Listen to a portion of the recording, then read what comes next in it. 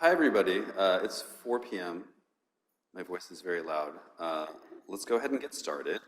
So this is a hybrid event, so there's folks on Zoom, and there's also folks here in person, so thank you for coming today. And I have the distinct pleasure of introducing our speaker today.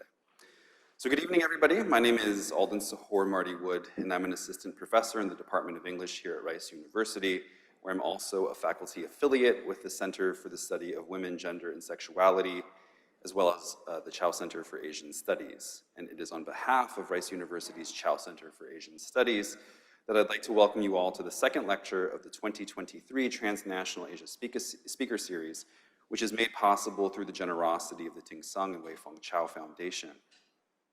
Today's event would not have come to fruition without the enthusiastic support of the Chow Center's Executive Committee, including the Center Director, Lisa Balabanlalar, and the tireless work and dedication of Hejun Ko, Heyhun Matos, and Amber Simzik. For those of you joining us via the Zoom webinar, hello. We're broadcasting from Sewell Hall in Houston, Texas, on the traditional lands of the Atacapa Ishak people. We acknowledge this indigenous history of the location which many of us here now call home, and we wish to uplift the contemporary voices of the 6 bands of the Atacapa Ishak Nation currently residing in southeastern Texas and Louisiana. We ask that folks in the physical audience today remain masked throughout the duration of the lecture, and if you didn't receive one, there are masks available at the entrance to the lecture hall right over there. It's my great pleasure to introduce today's distinguished speaker, Josen Masangkay Diaz, who is an associate professor of ethnic studies at the University of San Diego. Professor Diaz is author of Postcolonial Configurations, Dictatorship, The Racial Cold War in Filipino America, which was just published a few months ago by Duke University Press. And in Postcolonial Configurations, Professor Diaz examines the making of Filipino America through the dynamics of dictatorship, coloniality, and subjectivity. Diaz explores how the Ferdinand Marcos dictatorship and US policies during the Cold War that supported the regime defined the relationship between Filipino and America in ways that influenced the creation of a gendered and racialized Filipino-American subject. By analyzing Philippine-US state programs for military operations, labor and immigration reform, and development and modernization plans, she shows how anti-communist liberalism and authoritarianism shaped the visibility and recognition of new forms of Filipino subjectivity, tracing the rise of various social formations that emerged under the Marcos regime and US programs for liberal reform, from transnational Filipino and US culture and the immigrant returnee to the new Filipino woman and the humanitarian English teacher, which today's lecture will be focusing on. Professor Diaz positions literature, films, periodicals, and other cultural texts against official state records in ways that reconceptualize the meanings of Filipino America in the Cold War.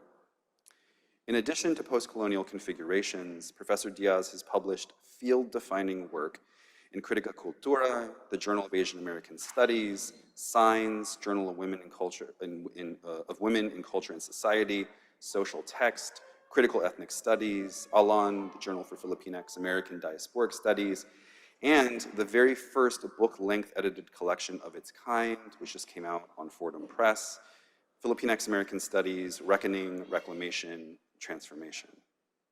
Professor Diaz's body of vibrant and generative scholarship has critically examined the weaponization of aesthetic and ethical principles such as truth, beauty, and goodness by the conjugal dictatorship of Ferdinand and Imelda Marcos, and its cinematic contestation by politically agential artists like the critically acclaimed Filipino director Lino Broca. It has brilliantly and beautifully read the literary representation of Filipino reproductive labor in the short stories of Mia Alvar against the post-9/11 reorientation of the Philippines' long-standing policy of state-sponsored labor export under the divisive presidential administration of Gloria Macapagal Arroyo. It has deeply interrogated the socio-historical construction of that transnational figure par excellence, the Balikbayan, a figure caught within the tensions of departure and return, simultaneously unmoored and tethered to the Philippines and its self-reflexive modernization models that engender the emergence of a neoliberal form of authoritarian nationalism. It has thoughtfully considered the power of visual logics in the long history of Philippine authoritarianism, linking photographic framing of women's subjectification under the Marcos martial law era to the visual regime brutally instantiated more recently under Rodrigo Duterte's drug war and its horrific extrajudicial violence. Professor Diaz's work is at the forefront of not just Philippine and Filipinx American studies, but Asian diasporic, critical ethnic, and American studies more generally. Defiantly transnational and interdisciplinary in its approach, Professor Diaz has consistently urged those of us working in these fields to examine both the Cold War legacies of area studies and the nationally bound approaches that defined an earlier generation of Asian American studies. This insistence on thinking through transnational Asia is beautifully captured in Postcolonial Configurations. Professor Diaz asks, quote, if critical scholarship seeks to uncover the events and sites that are obfuscated by the persistence of US Cold War historical narratives, how too might such studies reinforce the need to recover the truth of the conflicts in ways that delimit other possibilities for its interrogation? The elision of the Philippines from this body of scholarship reflects some of the problems associated with the apprehension of the conflict and period. In addition to the state and international policies that constituted the US Cold War, the intellectualism that emerged from the period also established epistemologies for comprehending its politics. The rise and institutionalization of area studies, for instance, drew from an Orientalist objectification of the colonial other to legitimize academic expertise that transformed the discourses of colonialism into a rhetoric of containment and integration. These studies of Asia and the Pacific theorize these regions as distinct, contained, and unlinked to histories of colonialism, imperialism, and empire. This regionalism marginalizes the Philippines to the local, rather than underlining it as a central site of engagement. It refuses the political connections between the Philippines and the rest of Asia during the Cold War, delinking its importance to the formation of Cold War ideologies. Similarly, while the study of Filipino America often assumes the United States as the privileged site of analysis, such an assumption relegates both Filipino and America as static objects, as sites rather than as provocations to interrogate the other formations that emerge in their invocation and the rigidity of their political and intellectual borders, end quote. Today's lecture, Configuring the Philippine Refugee Processing Center, promises to be one such provocation, as it will introduce us to the construction of another inherently transnational figure, the Filipino English teacher, and the role it occupies within a broader history of refugee rehabilitation, state development, and international human rights discourse. I am fortunate to have long engaged with Professor Diaz's evolving work, and it's no exaggeration to say that it has been crucial to an entire generation of Philippine and Filipinx American scholars. Thinking with and alongside her scholarship has radically reoriented my own sense of what is possible. It is work that demands collective knowledge production, and the intellectual generosity that defines Professor Diaz as a person is palpably evident across everything that she publishes. I'm so thrilled to be welcoming my amazing colleague, Indir Kasama, to Rice as a distinguished lecturer in our Transnational Asia Speaker Series. So please join me in extending a warm Rice welcome to Professor Josen Diaz.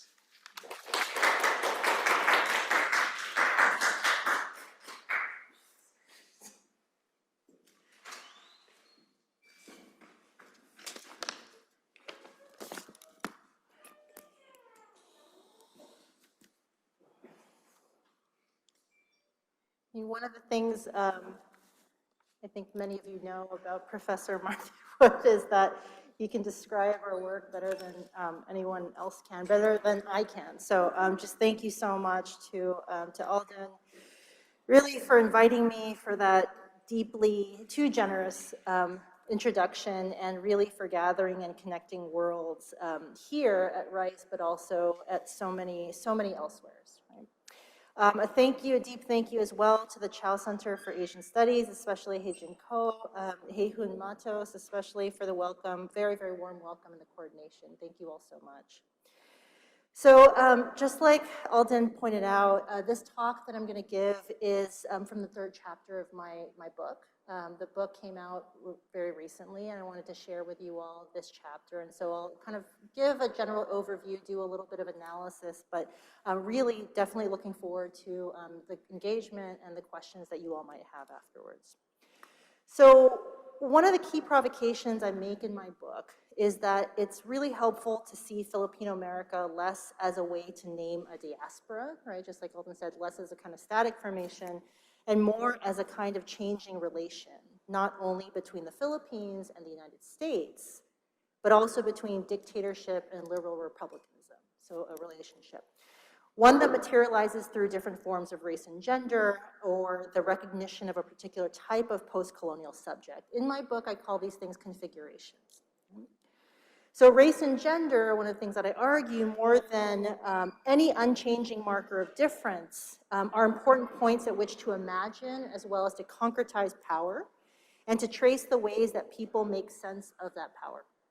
So throughout the book, I also name the racial Cold War as a kind of multi-state governmentality in which authoritarianism, as well as its paradigms of order, and you know, I look at things like sovereignty, development, modernization, the way all of those things align with republicanism and its operations for progressivism, reform, militarism, to resolve and to organize the colonial problem of race.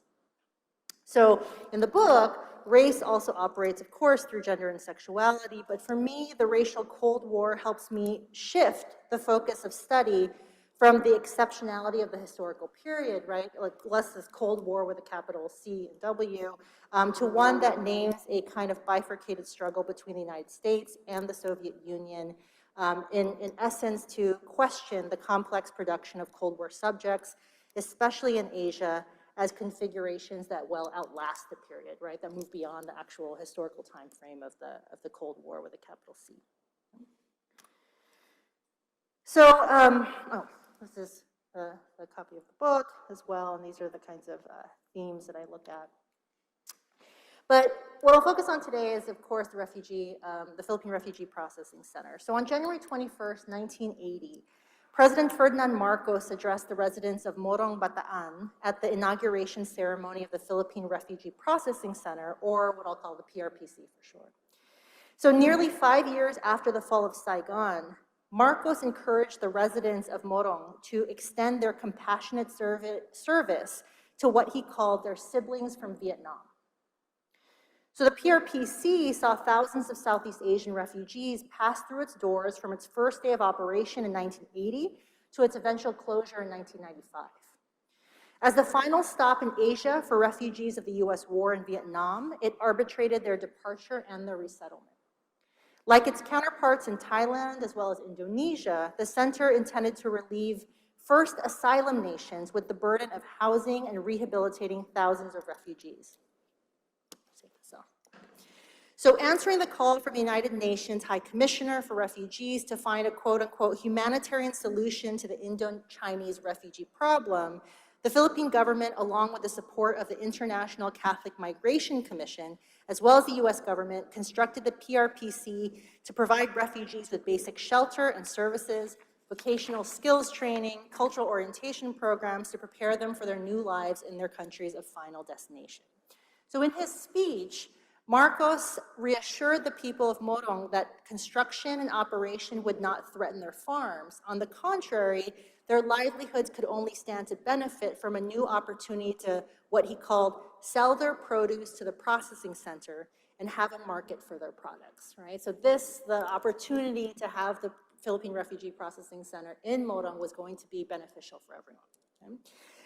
So the Marcos administration established Task Force Morong to, quote, benefit the peripheral community of Morong and to assist the Morong residents in furthering their socioeconomic development, end quote. So the central task of the Refugee Processing Center remained the rehabilitation of the refugee, that is, his transformation from a displaced individual into a person equipped for a productive and meaningful life in his country of final destination. So ultimately what the regime was trying to kind of point out was that it was a kind of twofold project. On the one hand, it was going to benefit the residents. On the other hand, really what remained central was the rehabilitation of the refugee, and Filipinos in Bataan were going to be really important to that mission. So my guiding questions for this chapter are as follows, right? What can we make of these parameters of operation? What importance do they have? What is so significant about how the Philippine Refugee Processing Center ended up, why it ended up in the Philippines, and what importance does it have? How is the economic self-determinism of Morong residents congruent with refugee rehabilitation? And how does the PRPC encourage us to reimagine the place of the Philippines within the cartography of the racial Cold War? Or in other words, right, what does it tell us about the Philippines' place in the kind of broader struggle, how we imagine the struggle, how we think about that struggle? So with this talk, I want to argue two things. The first is that the Marcos regime constructed Filipino raciality around the paradigm of international humanitarianism and a key tenet of US Cold War discourse, the guardianship over freedom and liberation. And when I say freedom and liberation, I mean that both were made possible by the protracted occupation of independent post-colonial nations, the militarization of national borders, the consolidation of the security state, and the ongoing disenfranchisement of racial, gender, sexual, and religious minorities. The Marcos administration cultivated a discourse of race and gender grounded in what the president had described himself as the ultimate ideology of humanism. This so-called humanist revolution armed the regime's state of exception and provided the justification for Marcos's rule by martial law and authoritarian governance. And the regime's apparent commitment to humanism, as well as its deployment of the gendered labor of moral care, guided its participation in international humanitarian efforts for refugee rehabilitation. So throughout the chapter, one of the things that I try to do is that I read Marcos's own kind of political philosophies, a lot of his own writings, to really try to, I think, tease apart what he describes as a kind of humanism, right? How he understood humanism, how he understood the human, right, theories of the human, how he understood humanitarianism itself as a way to offer a kind of guiding rubric for how he's thinking about humanitarian labor at the Philippine Refugee Processing Center. So that's the first argument. The second argument is that the configuration of the Filipino humanitarian evidences the Philippine state's collusion with US imperialist operations in the racial Cold War. I argue that this kind of configuration authorized the saturation of an affable as well as a translatable Filipino subjectivity within the global market. And so I chart a genealogy of the Philippine Refugee Processing Center through an interrogation of Marcosian ideology, as well as US-led guidelines for refugee rehabilitation. I also, by the end of the talk, I'll read a text entitled "Teacher, It's Nice to Meet You Too," which was written by instructor Ruby Ibañez and published in a Journal of Refugee Education to discuss Filipino teachers' racialized and gendered humanitarian work as subscribing to and confounding the overdetermined discourses of refugee rehabilitation. So that article or that text that I read tries to look at the ways that the letter both kind of aligns with the mission of the Philippine Refugee Processing Center, but also really kind of resists some of those paradigms as well. Okay, so in the first portion of the chapter of the book, I look at Bataan as an actual site, right? So Marcos introduced the PRPC through the language of post-war possibility, and he described its significance as the rise of a new Philippine-US partnership that materialized not through the misery of defeat, but as the optimism of peace and prosperity. So in his opening speech that I described just a bit earlier, Marcos assured the residents, right? He's told the residents that the center's location in Bataan, the very specific location, would help reposition Bataan away from the memorialization of loss and towards the commemoration of modernization. In the process, he rehearsed some well-worn narratives about Bataan's historical importance.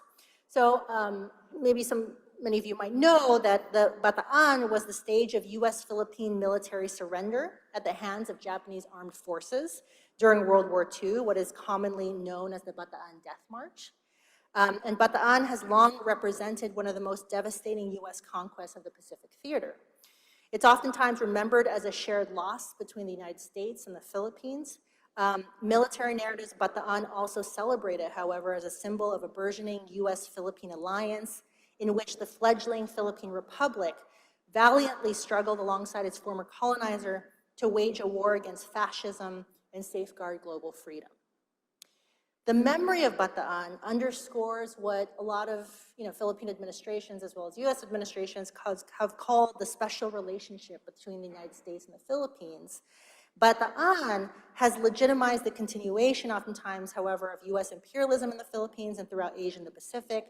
For example, through US military support for Philippine counterinsurgency programs, right? So again, one of the things I'm trying to point out and argue is that this kind of constant memorialization of Bataan sort of remembers that US-Philippine special relationship as an important military relationship that also kind of foregrounds and justifies a kind of ongoing military partnership between the United States and the Philippines. That's Imelda Marcos right there, in case she's familiar to you, right? So the memory of Bataan remains a site of contention, okay? Its remembering and forgetting structure the shape of its invocation in the present day. When Marcos declared the opening of the PRPC as what he called the beginning of a new spirit, he re-signified Bataan not only as the location of a past war, but also as the place of modernization. He explained, quote, "Today you see the very same nations who fought against each other on this soil, Japan against the United States and against the Philippines, coming together to establish a refugee center which shall reaffirm once again man's humanity for his fellow human," end quote. So according to Marcos, right, in his speech at the opening of the PRPC, this soil of Bataan is the primordial place of profound national loss. And the only remedy for that loss is to reclaim Bataan, right, to re-signify it. At the PRPC, the Philippines joined both Japan and the United States to form an alliance of nations committed to harmonious international relations and peace. With the invocation of the international, he describes it not just belonging to the Philippines, but this event is significantly international. Marcos purported a lateral political arrangement that re-articulated the conditions of Manila's destruction as well as Japan's reconstruction. Several years earlier, in 1973, Marcos had signed the Treaty of Amity between the Philippines and Japan, originally drafted in 1960, but not formally ratified due to the pervasiveness of anti-Japan sentiment in the Philippines.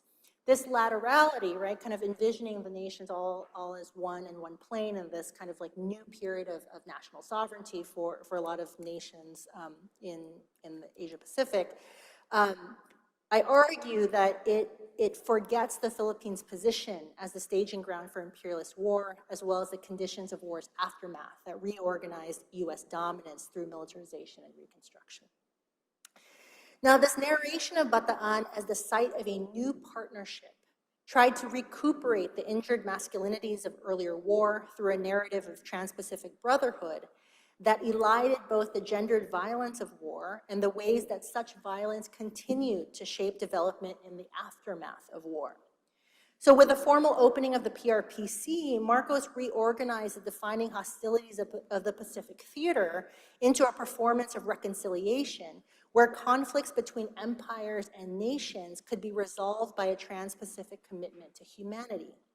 Marcos's reference to what he called his, the fellow human tried to remember humanity as a rubric for organizing the terms of international integration and situate refugee subjectivity as the object of reconciliation for past wars in a way that establishes the terms of new war.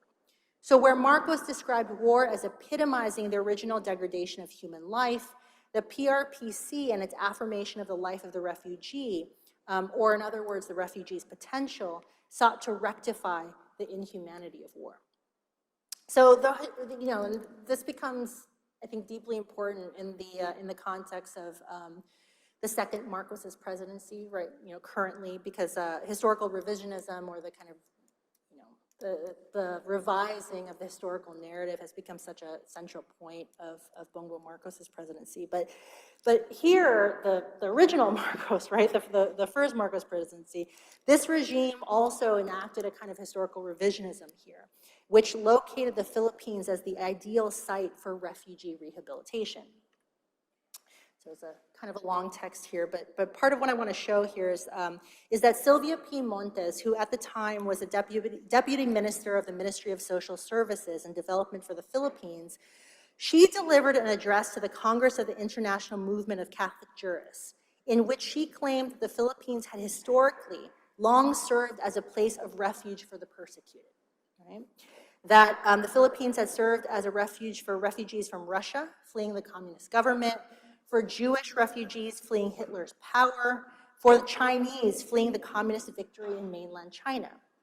Montes explained that this history shaped Marcos's decision to open the Philippines to refugees from Southeast Asia, right? So this long past of being a refuge for the persecuted was what ultimately shaped his decision to open the Philippines to Southeast Asian refugees.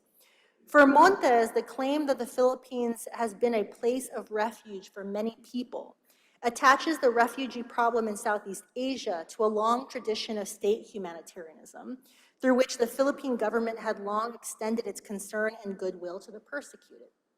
Marcos's, and what she calls the handling of the biggest refugee problem in Southeast Asia, justified current rehabilitation efforts and touted Marcos's role as a humanitarian leader.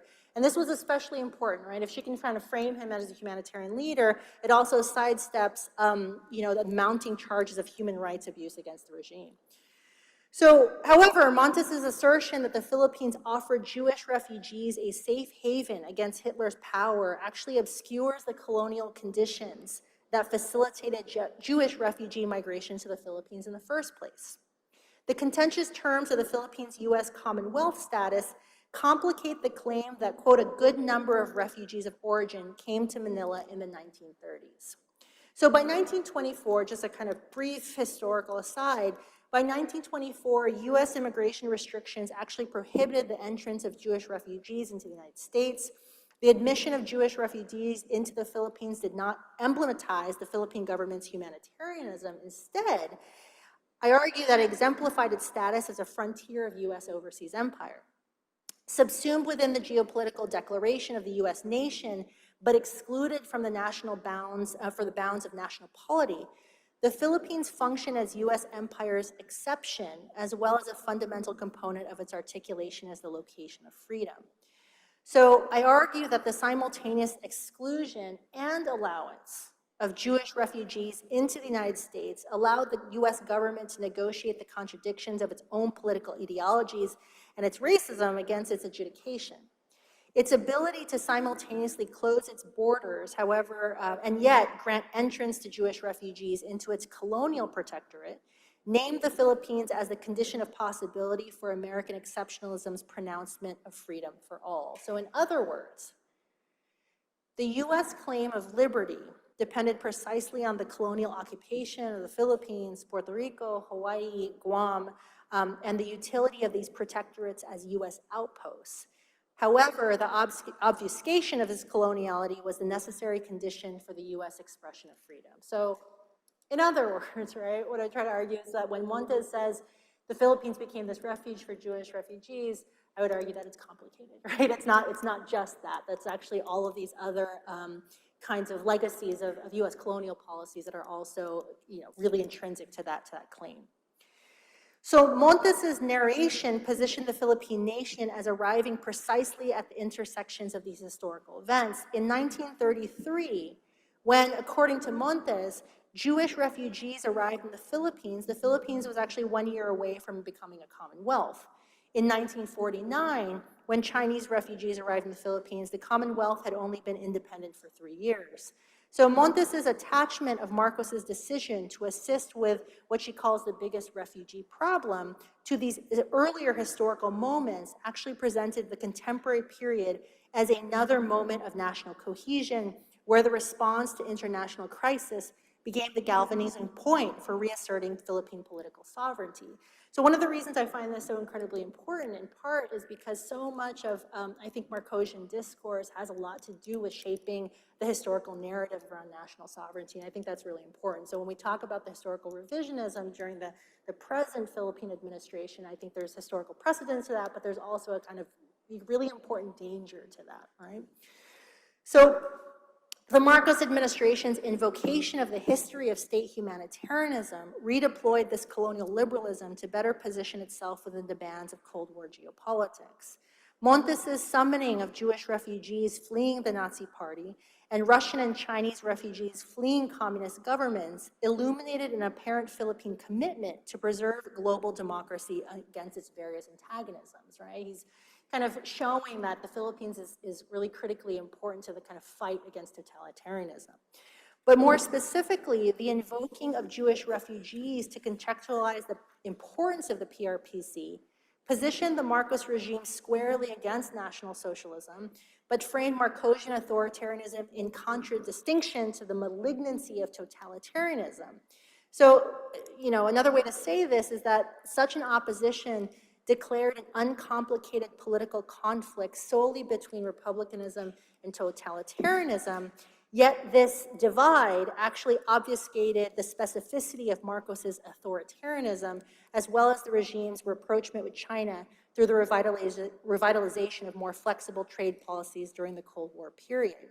It also included the conditions of the state's emergence, namely the ways it formed the landscape of post-war reconstruction in Asia.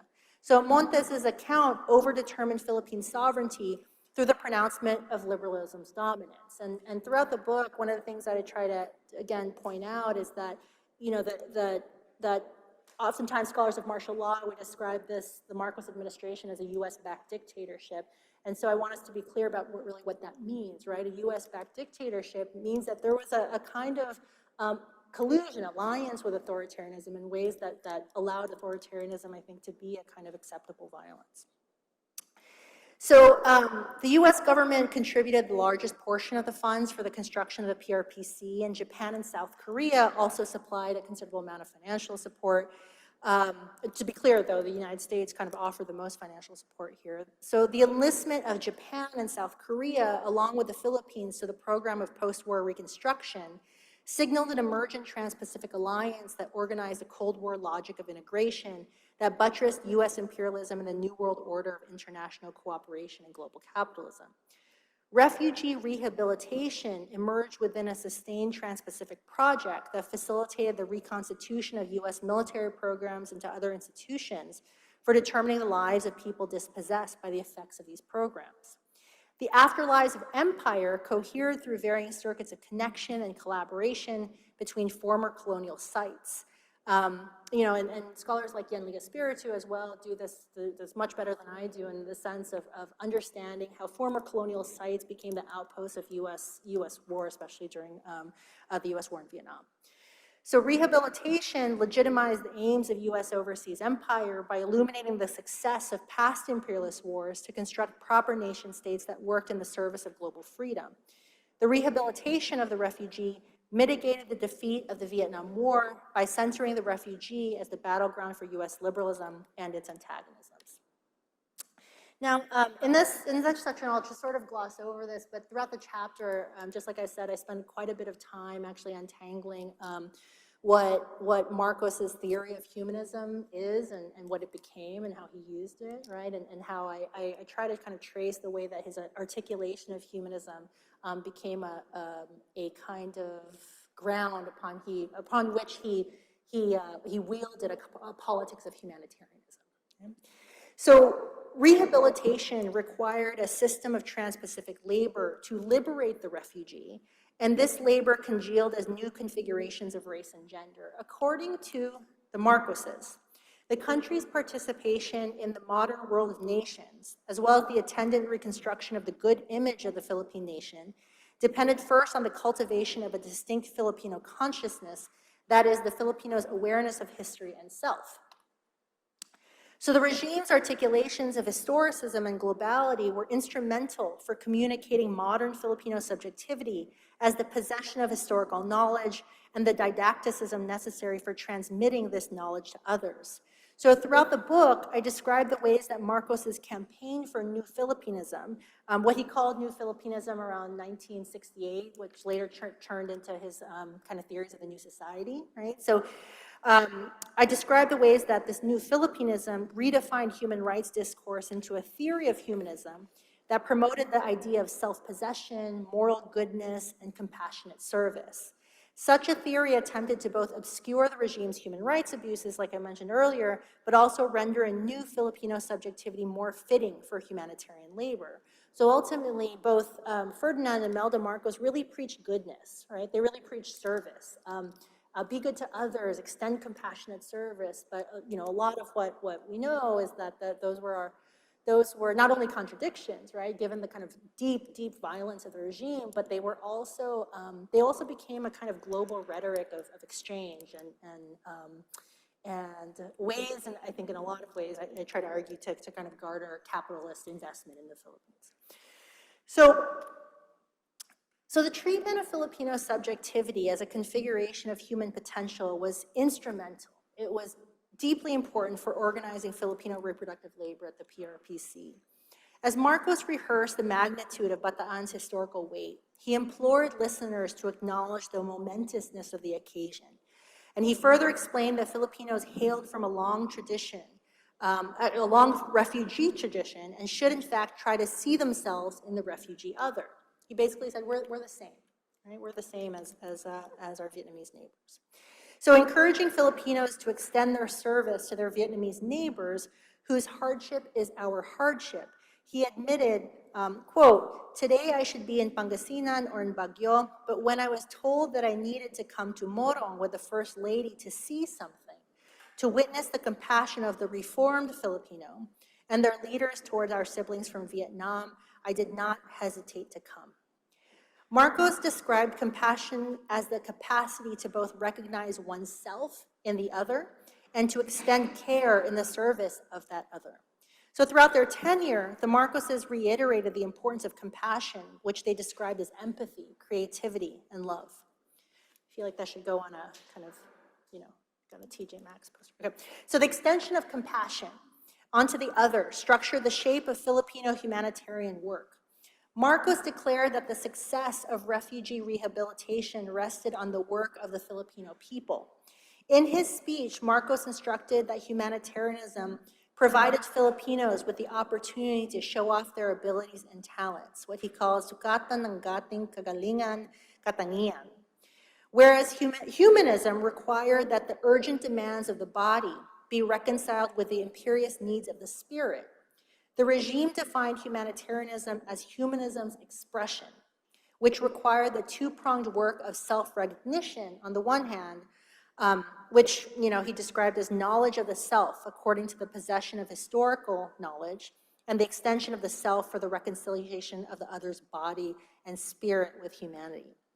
So humanitarianism, or the use of Filipino abilities and talents in the service of the other, provided Filipinos with an opportunity to define themselves in contradistinction to the refugee, presenting the refugee as a yardstick for expressing Filipino humanity.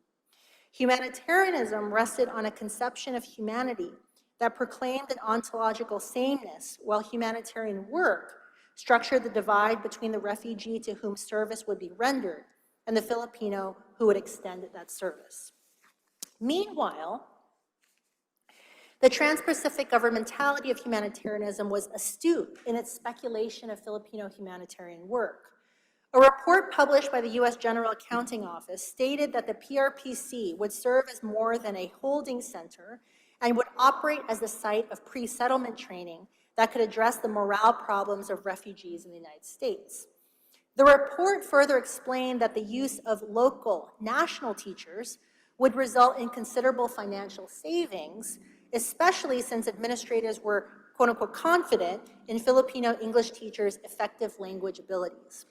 So Filipino teachers were known to, and this is a quote, establish rapport with their students, an atmosphere of mutual respect, admiration, and friendliness in the classroom, and a no-nonsense professional attitude towards work because of personality traits that are typical of Filipinos, end quote. So Filipinos constituted a majority of the center's teaching force. The regime's humanist discourse, as well as the narratives offered by the U.S. logic of rehabilitation, structured humanitarian work not through any abstract notion of morality, but through racialized and gendered articulations of Filipino efficacy and affability. So what I'm trying to point out, right, is that we have, I think, two, in some ways overlapping, but also competing narratives between what Marcos is saying to, he's delivering speeches to Filipino people, but then also these kind of U.S. state reports or general accounting reports that are actually describing the utility and the effectiveness of what Filipino English teachers are actually going to do at the Refugee Processing Center. So Filipino teachers' apparent fit for refugee instruction was also a testament to the legacy of colonial English instruction in the archipelago since the early 20th century, which solidified English as a lingua franca in the Philippines. The ubiquity of English in the Philippines was a testament to the tenaciousness of U.S. colonial education in the archipelago, and the success of Filipino English teachers evidenced the efficacy of U.S. models of cultural orientation for addressing the morale problems of colonial and imperial dispossession. In other words, Filipinos' expertise in English not only testified to the utility of U.S. benevolent assimilation, but also articulated Filipino subjectivity as the capaciousness of liberal humanity to reassert and reproduce itself elsewhere and in a variety of forms.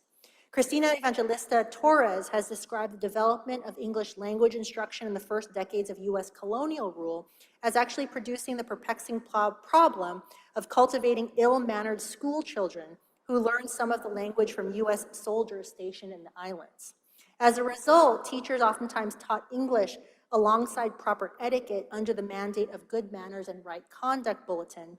And so, one of the things I point out here is that colonial language instruction has oftentimes carried with it the framework of colonial discipline. So it's both and, right? It's both English, but also classroom discipline, cultural orientation.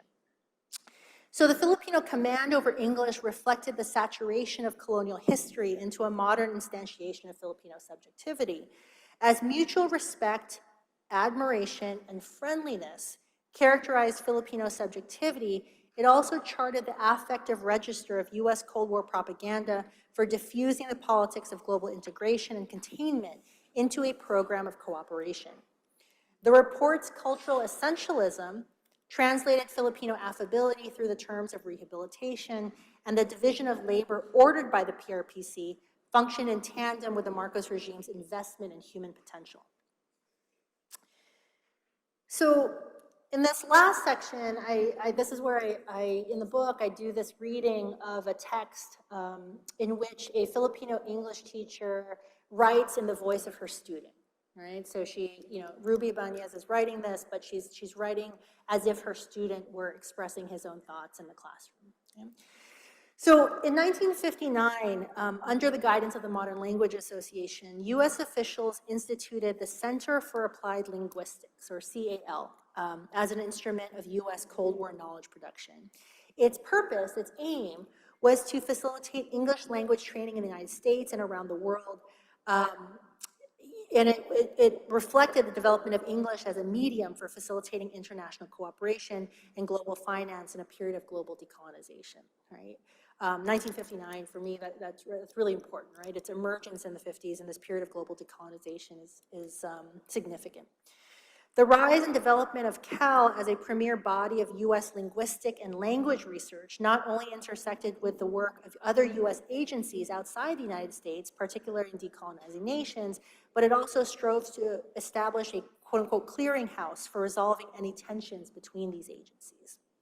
In 1962, in an effort to connect the shared work between the Bureau of Indian Affairs, the Department of Defense, and the Peace Corps, all of which incorporated English language learning and training as part of their broader goals, CAL formed the National Advisory Council on the Teaching of English as a Second Language, asserting that the, quote, teaching of English as a second language is a problem of such critical international importance that it calls for a sustained national effort, governmental and non-governmental, on a greatly increased scale, end quote. So in 1985, CAL published its inaugural issue of Passage, a journal of refugee education. Sorry for the bad reproduction. That's all I have. So sponsored by the U.S. Department of State, CAL published 11 issues of the journal dedicated to English language and cultural orientation instruction for refugees. With the journal, refugee center administrators, instructors, and staff from the different centers in Southeast Asia shared strategies for teaching. They highlighted the work of their students. They provided readers with general updates about refugee education in the various processing centers. Other issues included reader letters from English teachers in the US, for whom the lessons of the journal provided pedagogical instruction. The journal also included pages filled with classroom plans for integrating science and math into course curriculum, addressing different teaching strategies for elementary and secondary school students, and utilizing technology as a teaching tool. These articles modeled for readers the methods by which refugee responses to instruction could be studied, could be assessed, and could be addressed. As the journal sought to analyze student responses to English in relation to the center's humanitarian goals, teachers and administrators oftentimes adopted ethnographic approaches to investigate the efficacy of their methods. The journal's accumulation of data and empirical approach to instruction sustained the teacher's authority as an important vessel of humanitarian aid. The journal also reflected the divisions of the center, and this is the part that for me is the most interesting. Right? It distinguished oftentimes the difference between those who were responsible for the distribution of aid from those to whom aid must be given. While the journal, for instance, identified critical figures of the center as its administrators, teachers, students, the center conceptualized these configurations within the hierarchization of colonial humanism. The journal positioned the refugee, belonging elsewhere but needing to be incorporated into the present time and space of the Western world, as the object of aid. The methods of incorporation attempted to instill within the refugee student an appreciation for the liberal principles of individualized responsibility and productivity. The journal measured student gains through promises of self-sufficiency and economic potential. In a 1985 article that discussed pre-employment training, the author explained that the goal of instruction was to assist, quote, students to hear the steady ticking of the internal clock that Americans hear throughout the day and which has been missing in the lives of most of our students, most of their lives. It is in the measuring of the minutes of their lives against the idea that time has monetary or personal value. It is knowing that time is tangible. Time can be managed. Time can either be saved or lost, unquote. So pre-employment training defined refugee subjectivity as fundamentally lacking a kind of necessary form of knowledge critical to a productive life. It was the goal of cultural orientation to align students with the notion of time as inherently valuable, that is, time as adhering to the mandates of capitalist accumulation. The task of cultural orientation was not to simply instill within refugees the basics of the English language. Instead, its goal was to teach refugees how to properly communicate. Program directors encouraged teachers to move away from facilitating repetitive language exercises to cultivating what they called natural communication. This type of instruction, what the journal deemed a quote-unquote revolution in English language training, sought to change the student-teacher relationship from the notion of the instructor as the mere transmitter of information to the idea of the instructor as a participant in the student's everyday world. Such a move reimagined the classroom as a place of dialogue rather than as a site of mere information accumulation. It emphasized the teacher's responsibility to cultivate the student's whole person, wherein English acted as a medium for expressing the student's life experiences. As refugee training thus focused on the expression of experience, the cultivation of this experience became a pedagogical imperative that advanced a biopolitical project for measuring life. So one of the things I ask is what counts as experience, right? In what ways did the journal, or in what ways did a lot of these texts really try to define and materialize what experience meant actually for the refugee? So experience was already overdetermined through a calculable set of standards that marked a measurable life, a name that delineated individuality, the linear trajectory of one's personhood from birth to death, the person's past, the person's present, the person's future. By encouraging the adoption of English as the medium for translating the refugee experience, the program for cultural orientation predetermined the shape of acceptable refugee expression. A supervisor's instruction to teachers advised, do everything you can to help students relax and gain self-confidence. In another instance, two instructors advocated for the use of Indo-Chinese proverbs for translating American ideologies to students, imploring teachers to ask themselves, quote, how do we reduce the strangeness of English, end quote. So teachers worked to reduce English's strangeness, labored to mask the sharpness of refugee dislocation by making English inseparable from the communication of their subjectivities. In essence, directors' encouragement to teachers to help their students relax aimed to iron out the contradiction between freedom on the one hand and the imperialized warfare that produced that freedom on the other. Filipino English teachers' humanitarian work exemplified Filipino humanity through its efforts to facilitate the refugees' transition into modernity. In its inaugural issue, Passage published a letter entitled "Teacher, It's Nice to Meet You Too," written by Ruby Ibañez, Filipino English teacher, who was a Filipino English teacher who worked at the PRPC. The journal identified Ibañez as a former ESL teacher at the PRPC and a Tagalog teacher to American Peace Corps volunteers in the Philippines. At the time of her writing, she was a teacher trainer for the center's training department. The letter adopts, just like I mentioned, the letter adopts the perspective of a refugee student named Sombath and addresses the teacher to describe the student's frustrations with being unable to adequately articulate in his new language the full scope of his life and the range of his emotions and his experiences. Assuming the epistolary format, Sombath urges his teacher to practice patience and compassion with her students. The text reveals the importance of the teacher's life-giving work to rehabilitate the refugee, illuminating the ways that refugee subjectivity was overdetermined by the rigid confines of US liberalism. At the same time, it also illustrates the ways that the classroom generated alternative relationalities that confounded these colonial divisions of humanity. So in many ways, the text illuminates the kind of unspeakability of the refugee condition and the ways that US rehabilitation programs wielded English as an instrument of liberation from objection. With the letter, Sombath, and again, to be clear, more accurately, the teacher as Sombath, lists the harrowing struggles that he endured in order to reach the teacher's classroom. So he explains that he is older than all the dying faces I have left behind, older than the hungry hands I have pushed aside, older than the shouts of fear and terror I have closed my ears to, older than the world maybe. Sombath's claim that the horrors that he experienced made him, quote unquote, older than the world suggests that there may be no adequate language with which to make them known. Within the structure of the PRPC, however, this unspeakability cannot be inconclusive. The unspeakable must be made to speak. Sombath insists that his classroom learning will be able to give name to the magnitude of his experience. As he describes his life as one of unspeakable suffering, he presents the classroom as a space of healing and eventual transformation.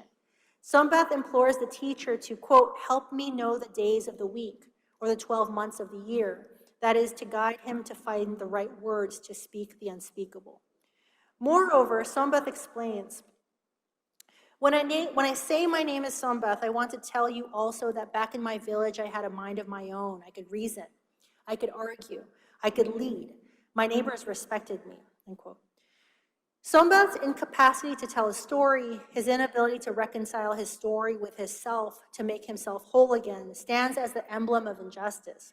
Post-war justice materializes through Sombath's ownership over his story and over his self.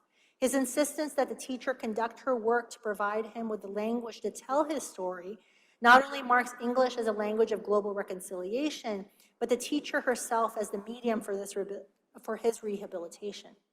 The text presents this instruction as the avenue by which the inconclusiveness of war's end might be mitigated to reveal the validity of the imperial project. And again, I mentioned Yenli Espiritu's work, but one of the really critical arguments that she makes in her book Body Counts, right, is that the refugee subject becomes the site upon which to renegotiate the actual terms of war, to move away from the loss of war, to translate the refugee as the victory of war.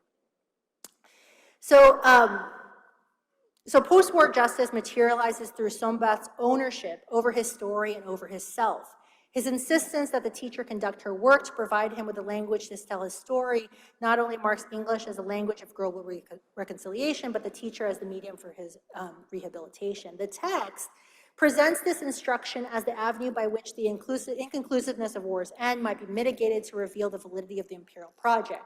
By bridging the disconnect between who Sombath was earlier, before he arrived in the classroom, and who Sombath is currently within the center, the letter lauds English as the medium of proper cultural transition. Cultural orientation and English language training construct subjectivity in relation to history and as a mechanism for establishing the parameters of inclusion into global humanity. Despite the US military defeat in Vietnam, this training sought to extend the literal and figurative side of war to the realm of language and to the classroom. In making the unspeakable speak, the narrative resolves the irresolution of the US wars in Southeast Asia and legitimizes humanitarianism as the arbiter of peace. Still, however, right, the very coherence of Sombath's story depends precisely on the teacher's humanitarian work. So she both extends her compassion in the service of rehabilitation, and she assumes the role of translator, taking ownership over the narration of Sombath's story. So one of the things that remains so perplexing to me in this text is that at the same time that it's his story, there are ways that her work and herself kind of comes out in the actual narrative. So in his theorization of the work of translation, Vicente Rafael discusses translation as labor that serves as a prerequisite for the immigrant or terrorist other who must eventually assimilate into the US nation. Rafael writes that, quote, a broad range of Americans in their mania for monolingualism see translation as a kind of labor that only non-Anglophones should have to do. Since it is they who must assimilate, it is therefore they, not us, who must translate their native tongue into English, end quote. With the transnational space of the PRPC, the work of the Filipino teacher isn't only the labor of facilitating assimilation. It's not just that by itself. The labor of translation is the work entrusted to the people of formerly colonized nations to translate the lessons of democracy onto new colonial others. This life-giving labor is the racialized and gendered work of translating care into the paradigms of international refugee rehabilitation. The text epistolary format necessitates a direct address between the I of the writer and the you of the recipient. Given that Ibañez is the writer of the text, the relationship between the I and the you is complicated, signaling the writer's performance as her own student for an audience of readers. In this performative interplay between subjectivities, the text becomes a testimony of the teacher's work. Sombath, for instance, makes declarative statements about the teacher's role in the classroom, describing her responses to his fumbles. He says, now I see you smiling, now you laugh. These statements relegate the teacher to a list of sentimentalist and affective responses that make possible the expression of Sombath's humanity. Sombath's narrative renders the teacher a vessel of humanitarian work for the ultimate goal of his rehabilitation. Throughout the text, Sombath insists that the teacher practice patience in order to reap the ultimate rewards of his learning. He articulates the necessary work. He says, keep that smile, give me a gentle voice, continue to reward me.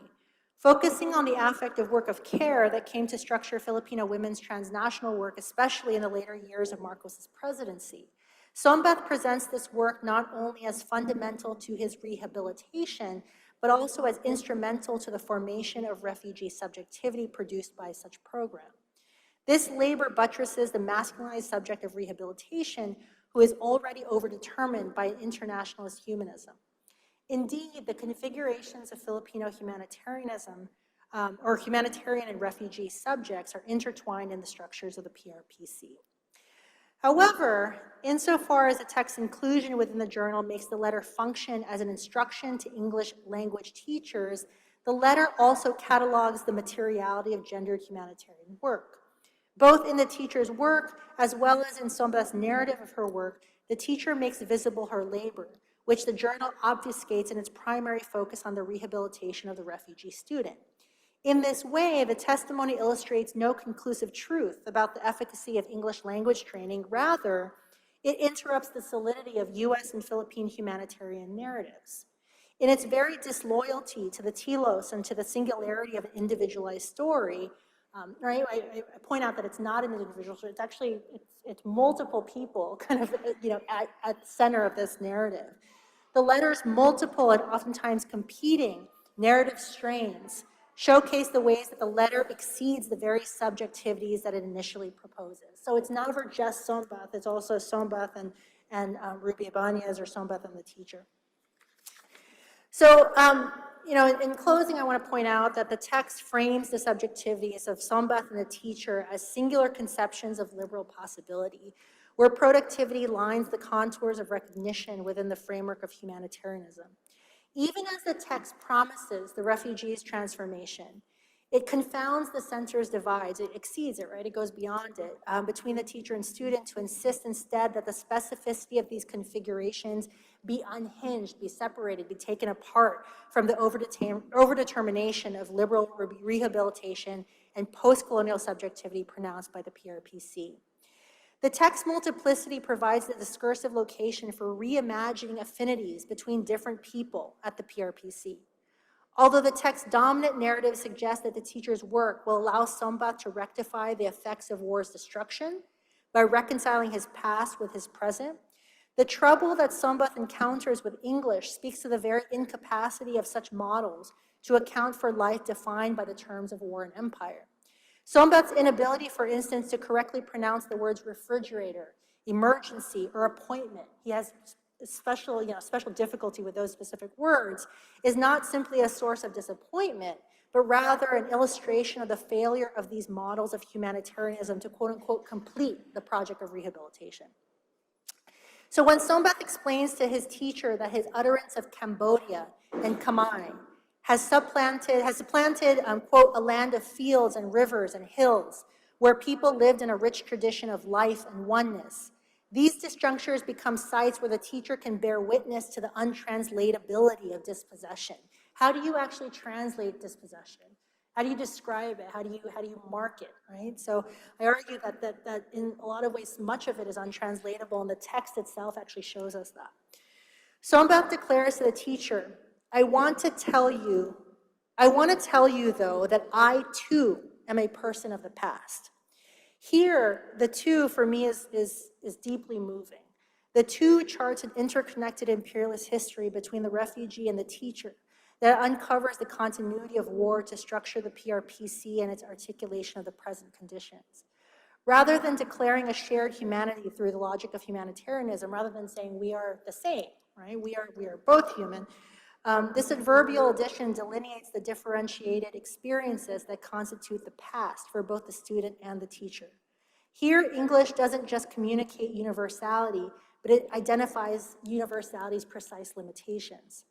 Under colonial and imperial war, the hierarchy of the classroom materializes the teacher and the student is the effect of US overseas empire, both at the turn of the 20th century and near its end. This difference signaled by this too is a mode of affiliation. By making inextricable Sombath's capacity to speak with the teacher's labor, the text challenges the promise of liberation proffered by English instruction and cultural orientation to imagine other solidarities inside and outside empire. It reveals that any invocation of the I inevitably depends on the you. Such relation makes visible the shape of the teacher's labor. Humanitarianism necessitates the production of refugee alterity to render it viable as a discourse of international exchange. The invocation of I and the invocation of you is always a question of subjectivity, where each points to, as Vince Raphael writes, one who is always already in transition, on the way to being other than who I am. The two, in other words, locates the configuration. It challenges the solidity of subjectivity by calling into the student's frame not only the teacher, but also other experiences and relations that are called forth by the project of humanitarianism. So to return to the questions that I posed at the beginning of the chapter, the PRPC provides critical ground on which to rethink the landscapes and the discourses of the racial Cold War. Where dominant narratives of humanitarianism and rehabilitation focus on the refugee as the object of US liberalism, the multi-layered relations of the PRPC present the ways that authoritarian governance, US imperialist war, and global capital function in tandem to structure the very conditions of humanitarianism and rehabilitation. In this way, the configuration of the teacher as the Filipino humanitarian offers a way to both interrogate the affective labor by which the refugee is rehabilitated and highlight the importance of authoritarianism for conditioning that labor. Ibañez's text, however, unmakes these politics by imagining affinities both within and outside the strictures of the PRPC, challenging the regimes of humanitarianism in search of new humanities. Thank you.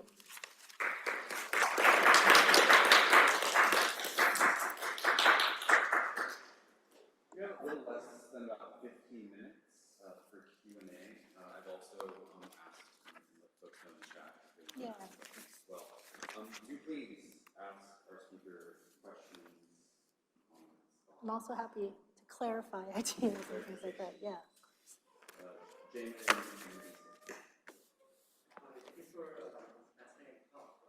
know it was not the purpose of your talk, but I was wondering like how the refugees themselves experience the PRPC. And I'm also wondering, I remember talking to Maina, who was working on Morong refugee migrants and how they have changed over the years. And do you see something similar going on? Yeah, I don't focus the chapter too much on how refugees experienced the PRPC, but there's quite a bit of, I think, really important literature in critical refugee studies on kind of untangling that as well. So I think it's at least just speculation, a bit of a mix. A lot of people who remember it with quite a bit of trauma, a lot of people who experience, there's actually really interesting blogs that are put out about albums and memories of the Refugee Processing Center, specifically in the Philippines, and portraying it as a kind of a happy time or a time of relief or whatever. But I think there's multiple layered, overlapping, kind of concurrent narratives about that. So yeah, I think partly the chapter focuses largely on I think the Filipino teacher as mitigating some of the processes of refugee rehabilitation. So that's one part of it. And then the second part of your question was? It's like the memories changing over the years. Yeah. I think that's a great question. I'm not sure in terms of, I think part of what I try to do, and whether it's successful or not, is to understand that, precisely your question, that the memories themselves are mitigated, right? The process of remembering and forgetting is one in which that is so inundated when we're talking about the Refugee Processing Center. So it's both going to be, I think, accentuated by new work, but also complicated by new work. But I think your question kind of highlights precisely what I'm trying to argue, is that so much of how one remembers the period and how one remembers the actual center, how one remembers the kind of labor is precisely the point, right? That there is this narrative of authoritarian modernization that tries to, on the one hand, re-remember the like legacy of Bataan by imposing a sort of other narrative to it, and then there's all these layers that I think are kind of pointing to that then kind of recomplicate even the kind of question of the refugee experience. So yeah, thank you for the question. Great ones, yeah. Hi, my name is Lisa. Hi, Lisa. Yeah. Right. So I kind of have like a question and a half. Mm. The first half is kind of like an easy question, and the second half I would just love to hear you Sure. think out about. Yeah. So I'm curious about when you began threading together this kind of Yeah. memory, especially because a lot of folks won't think about reading what Marcos had to say. Right. Especially within these activist organizations. Right. When did you start thinking about this? Yeah, it's a great question. Okay, let me take it a step back. So part of maybe this is a way to answer the question, is that part of the impetus for the project is that I think I situate myself in like Filipino American studies, and I also understand that like I've always been, I don't know if troubled is the correct word, to think about Filipino American studies as deeply transnational or transpacific. So my work has always been really focused on thinking about state violence. It's always been focused on thinking about militarization, around the kind of like implications or collusions between the United States and the Philippines. And so when I was thinking about like even kind of revisiting, thinking about defining, redefining Filipino America, it's always understanding that there is this multi-sided transnational connection between the Philippines and the United States. So when I was, this project was actually initially a project about the U.S. war on terror, about Gloria Macapagal-Arroyo's presidency, about how GMA was also colluding with the Bush administration and thinking about the war on terror and citing it in the Philippines in some ways. So I started to kind of turn back, right?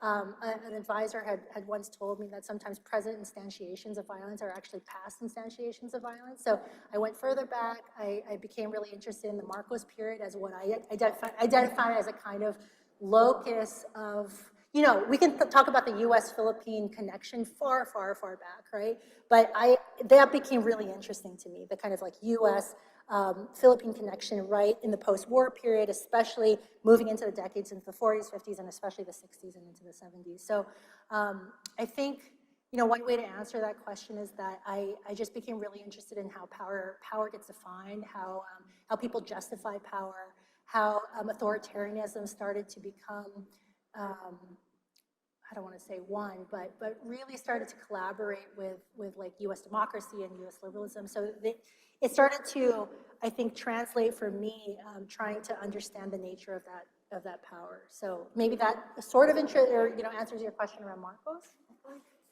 Yeah. And I asked that because, Yeah. you know, it's been almost a year now since the Bataan massacre. Yeah. And so that's kind of what's been weighing on me as you were giving this talk. Yeah. And so I also kind of wanted to hear you talk about how, like, the historical, Right. in all those words, with a capital H, the historical with a capital H, obfuscation of sort of the bankruptcy of Philippine international relations can figure into, or maybe give some context to Marcos Jr.'s administration. Yeah. Red tagging, Right. and just in general, Philippines is like a dumping ground. Right. In many ways. Right. Or it is. God, that's a good question. I have to think about that. Let me write that one down and then think about it. But I think so. In part because I don't really have an answer to it, because I think I'm thinking through it with you, right?